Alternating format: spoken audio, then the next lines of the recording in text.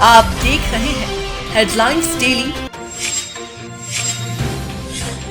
HT news.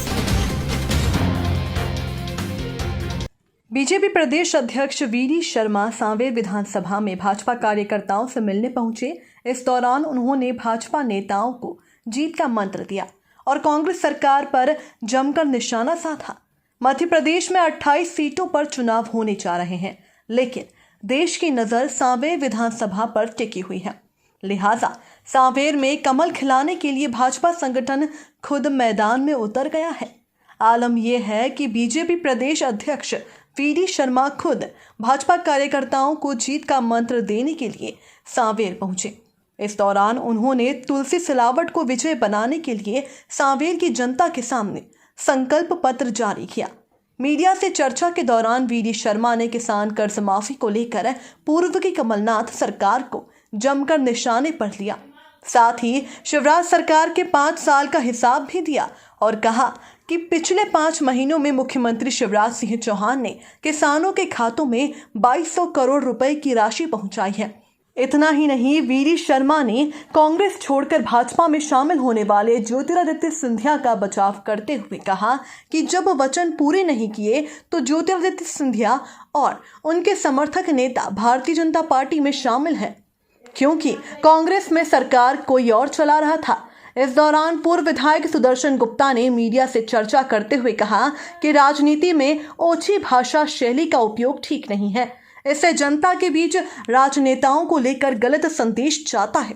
कल सज्जन सिंह वर्मा द्वारा भाजपा के राष्ट्रीय महासचिव कैलाश विजयवर्गीय के लिए जिस प्रकार की शब्दावली का उपयोग किया गया है वह निंदनीय है। आज शिप्रा मंडल के रावखेड़ी में हमारे भारतीय जनता पार्टी के प्रत्याशी श्री तुलसीराम जी सिलावट का जनसंपर्क है और निश्चित ही जनता में अपार उत्साह है। वास्तव में जो जनता से जीवित संपर्क जिस व्यक्ति का है वो है तुलसीराम सिलावट।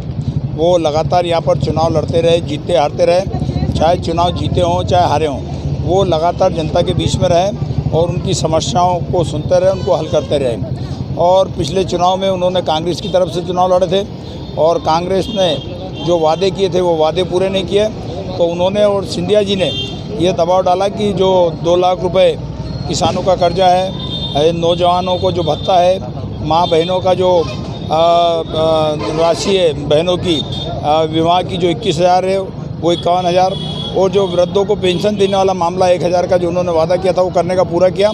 ने का जब दबाव डाला और जब कमलनाथ जी ने उसे मना किया तो उन्होंने कहा कि मेरे को सड़कों पे उतरना पड़ेगा, ज्योतिरादित्य सिंधिया जी ने, और उन्होंने कहा कि आप कल उतरते हो तो आज उतर जाओ।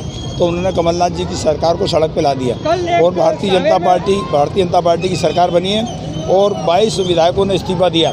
आज के ज़माने में कोई भी पंच सरपंच के पद से इस्तीफा नहीं देता, मगर 6 कैबिनेट मंत्री ने और 16 अन्य विधायकों ने, ऐसे 22 लोगों ने इस्तीफा दिया और इस्तीफा देने के कारण भारतीय जनता पार्टी का बहुमत आया और सरकार बनी और ये उपचुनाव में निश्चित ही 28 सीटों पर भारतीय जनता पार्टी का विजय हुआ। में मंच से एक सभा में सज्जन सिंह वर्मा ने कैलाश विजयवर्गीय को लेकर कुछ बयानबाजी जारी की जिसमें उन्हें खूब अपशब्द कहे गए, इसको लेकर क्या कहना चाहिए? मेरा कहना इस तरह की राजनीति में बयानबाजी नहीं होना चाहिए।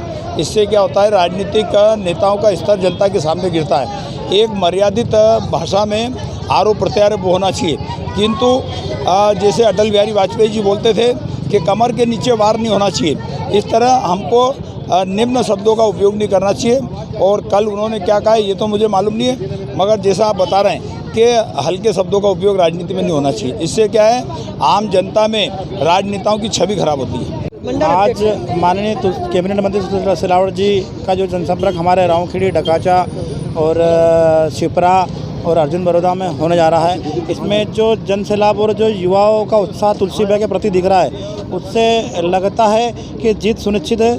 और माननीय तुलसी भैया, मैं पहले भी कह चुका हूं कि 30 से 40 हज़ार मतों से, भारी मतों से तुलसी भैया जीत रहे हैं।